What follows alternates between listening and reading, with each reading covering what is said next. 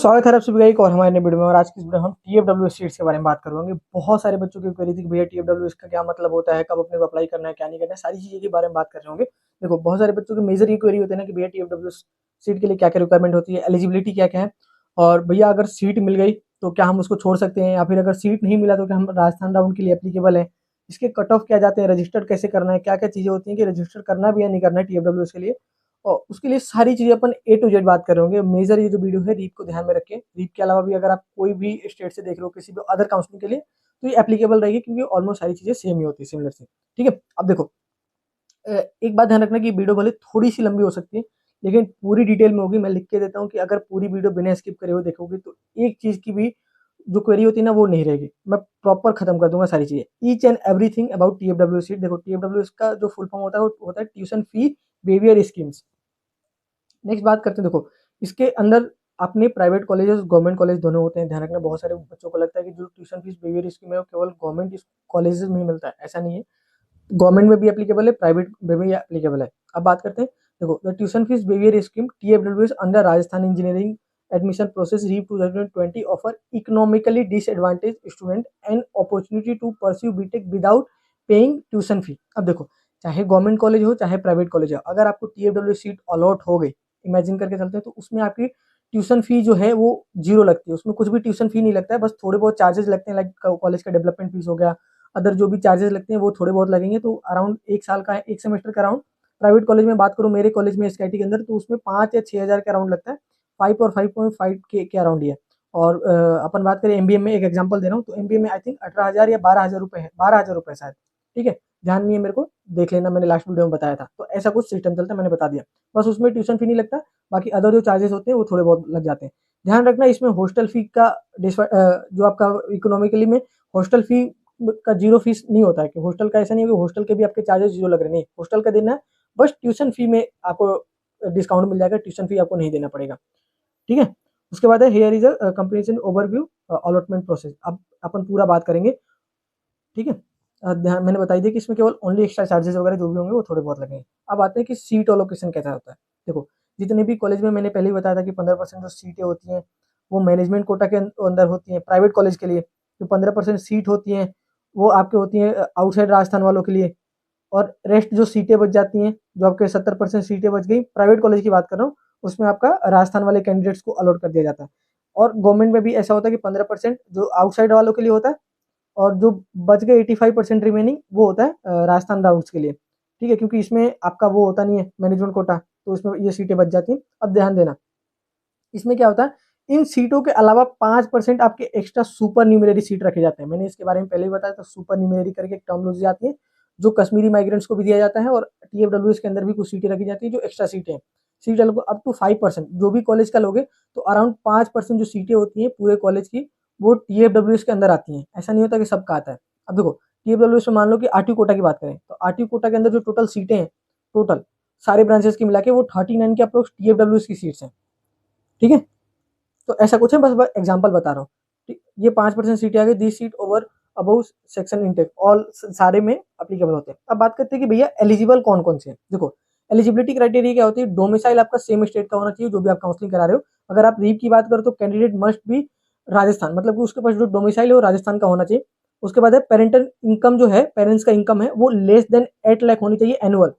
ठीक है, सारी चीजें मिला के वो मदर फादर की जो फैमिली इनकम है वो होना चाहिए लेस देन 8 लाख। ठीक है, इससे कम होना चाहिए। जब भी आप रीप का फॉर्म भरोगे ना तो वहाँ पे आपके पास ऑप्शन आता है कि आपको लेस देन, आपकी family income less than 8 lakh है या नहीं है। उसके बाद आते हैं मेरिट बेस्ड अलॉटमेंट। ठीक है, इसके बाद क्या होता है कि जितना भी आपका काउंसलिंग होगा तो सीट कैसे अलॉट होगी, वो मेरिट बेस्ड पे होगी। अगर आपकी 12th में परसेंटाइल अच्छी है तो उस पर हो गया। अभी कट ऑफ की भी बात करेंगे, कितने पे क्या एक्सपेक्ट कर सकते हो आप। ये कुछ एलिजिबिलिटी हो गई, अभी बताऊंगा कि कैसे क्या काम करता है। अगर आपको पेड काउंसलिंग कोर्स ज्वाइन करना है, जिसमें अगर आपको चॉइस फिलिंग की रिगार्डिंग जो भी हेल्प चाहिए या फिर पूरी काउंसलिंग सपोर्ट चाहिए, तो आप हमें व्हाट्सअप कर सकते हो। नीचे डिस्क्रिप्शन में भी मैंने लिंक दे रखा है, तो वहाँ से पे करके आप ज्वाइन कर सकते हो।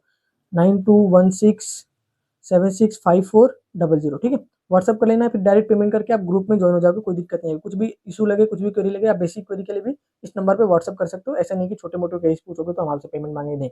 छोटे मोटे अगर आपके डाउट्स हैं तो ट्राई करो वीडियो से क्लियर हो जाए, अदरवाइज आप इस पे मैसेज करके कोई भी पूछ सकते हो।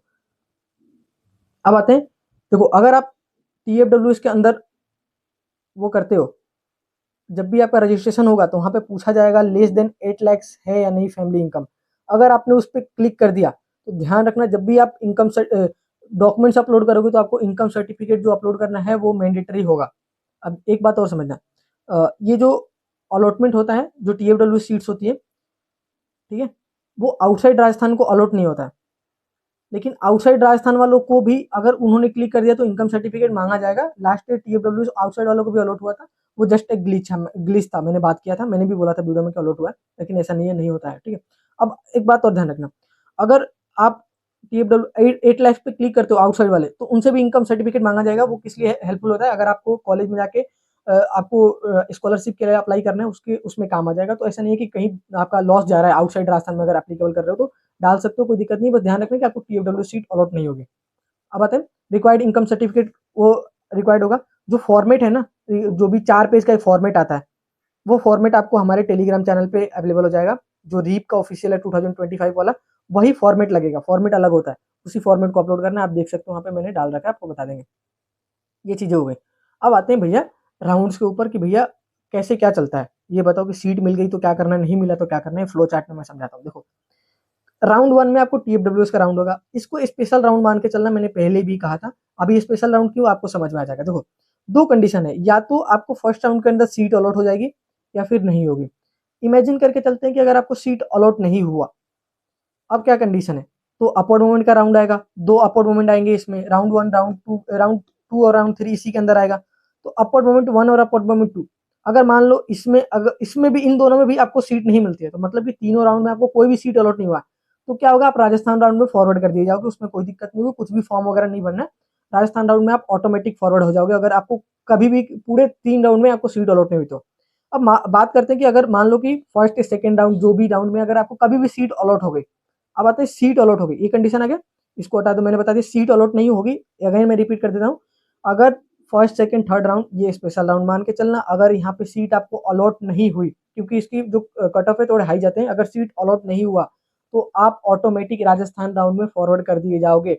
आउटसाइड राजस्थान राउंड जो भी राउंड के हो, आप ऑटोमेटिक उसमें फॉरवर्ड हो जाओगे, उसके लिए कोई फॉर्म नहीं फिल करना है, कुछ भी नहीं करना, आप ऑटोमेटिक आपको राजस्थान राउंड में कॉलेज अलॉट हो जाएगा। अब आते हैं दूसरा, कि भैया मान लो कि किसी भी कंडीशन में फर्स्ट सेकंड थर्ड राउंड में कभी भी हमको TFWS की सीट मिल गई, ये TFWS की सीट्स के लिए बता रहा हूँ मैं, TFWS की सीट मिल गई, तो अब क्या है, अपने पास 2 कंडीशन आते हैं, या तो आप रिपोर्ट करो या फिर मत करो। यहाँ पे रिपोर्टिंग यस है, ठीक है। अगर मान लो आपने रिपोर्टिंग नहीं करी कि भैया ये तो सीट बहुत खराब मिली, क्योंकि जाहिर सी बात है कट ऑफ बहुत हाई जाता है तो आपको सीट बेकार ही मिलेगा, अच्छी सीटें नहीं मिलेगी। मान लो 95 96 है तो डेफिनेटली आपको फर्स्ट चॉइस मिल जाएगा, क्योंकि ज्यादा कट ऑफ उस ब्रांच का जाएगा नहीं, तो किसी भी पर्टिकुलर, तो अच्छे परसेंटाइल 95 93 के अराउंड है तो आपको फर्स्ट चॉइस मिल जाएगा, अदरवाइज थोड़े ब्रांचेस खराब ही मिलेंगे। तो बहुत 2 कंडीशन है कि आप तो रिपोर्ट कराओ या नहीं कराओ।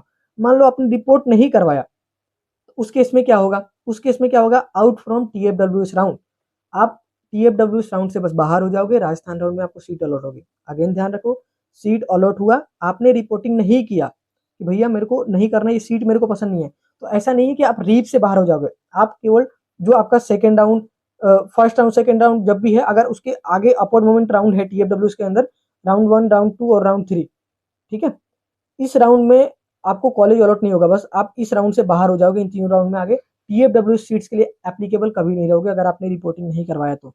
सीट छोड़ना है तो आप उसमें तो बस TFW से बाहर हो जाओगे, लेकिन राजस्थान राउंड में आपको कॉलेज अलॉट होगा, डोंट वरी। ऐसा भी नहीं है कि आपको कॉलेज अलॉट नहीं होगा, उसमें कॉलेज हो जाएगा, बस आपको रिपोर्टिंग नहीं करवानी है, आपका TFW सीट कैंसिल हो जाएगा, राजस्थान राउंड में ऑटोमेटिक चले जाओगे। ये ध्यान रखना, ये ऐसा नहीं है कि मैं कुछ भी गलत बता रहा हूँ, ये 100% जेन्युइन है। मैं 3 साल से 4 साल से काउंसलिंग करा रहा हूँ, बच्चों को देख रहा हूँ, यही सिस्टम रहता है। और रीप जो है कभी भी रूल बुक रिलीज नहीं करता है, और ऐसा चलता है, ऐसा मत सोचना कि भैया हम रिपोर्ट नहीं करवाएंगे तो हम राजस्थान राउंड से बाहर हो जाएंगे, नहीं होगा। आप रीप से बाहर नहीं होगे, TFW राउंड से बाहर हो जाओगे, राजस्थान राउंड के अंदर आपको कॉलेज अलॉट होगी वापस।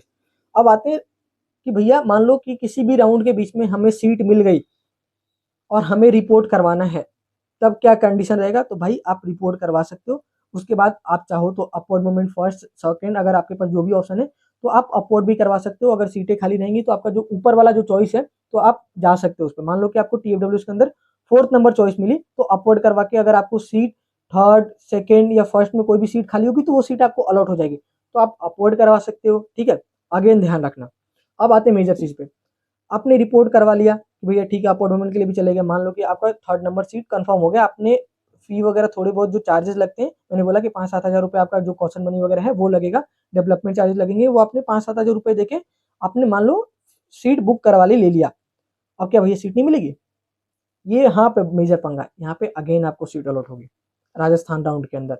मतलब कहना क्या चाहते हो भैया कि सीट ले लिया फिर भी सीट मिलेगी? हाँ, अगर आपने राजस्थान अप टीएफडब्ल्यूएस में सीट ले लिया, कंफर्म कर लिया, तो दोबारा आपको सीट अलॉट होगी राजस्थान राउंड के अंदर।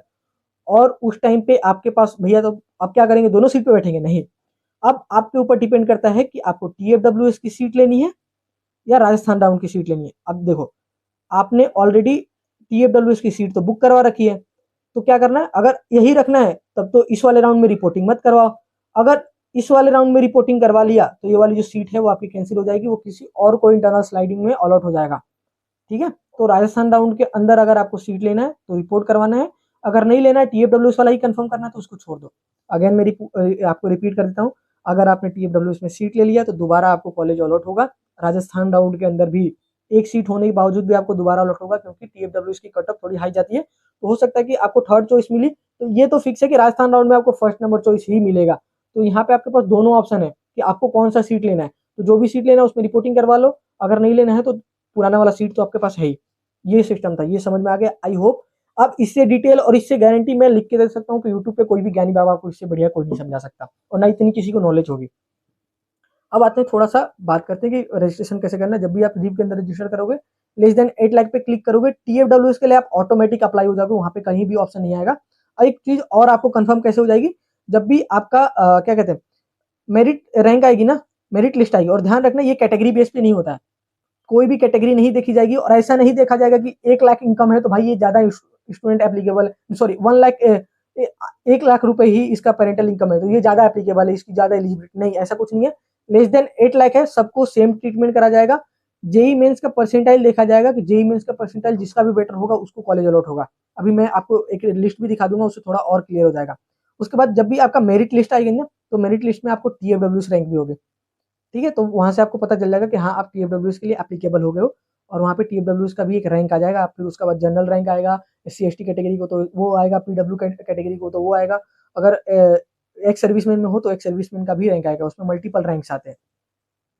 अब आते हैं कट ऑफ के ऊपर, थोड़ा सा कट ऑफ के ऊपर बात करते हैं। देखो पहले ही बताया मैंने कि यहाँ पे कैटेगरी एप्लीकेबल नहीं होगी। आप एससी कैटेगरी को हो, एसटी कैटेगरी को हो, यहाँ पे कुछ नहीं देखा जाता।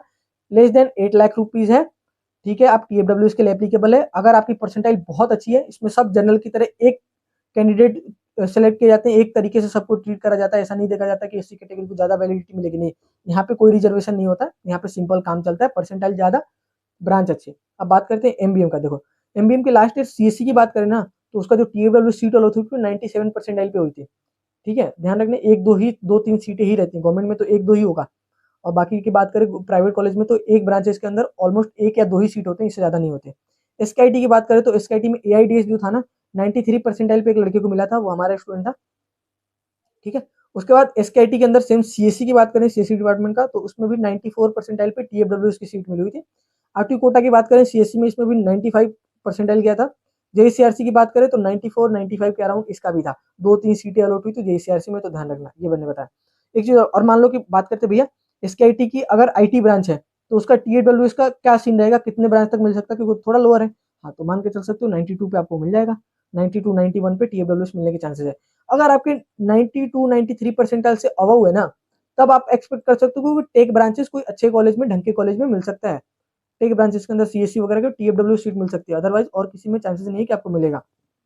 अब आते हैं मेजर क्वेश्चन पे, क्या हमें अप्लाई करना चाहिए? बहुत सारे बच्चे पूछते हैं कि भैया हमें तो हमारी परसेंटाइल कम है, ये वो फलान का ना, क्या हमें करना चाहिए? एक्स वाई जेड, भाई सब क्वेरी के, मान लो आपको कुछ भी क्वेरी हो, भैया मेरी ना फैमिली इनकम नहीं है, या फिर मेरे परसेंटाइल कम है, मैंने तो बोर्ड ही दिया है, ये वो फलान का ना, हमें नहीं करना चाहिए, हमें सीट नहीं मिलेगी।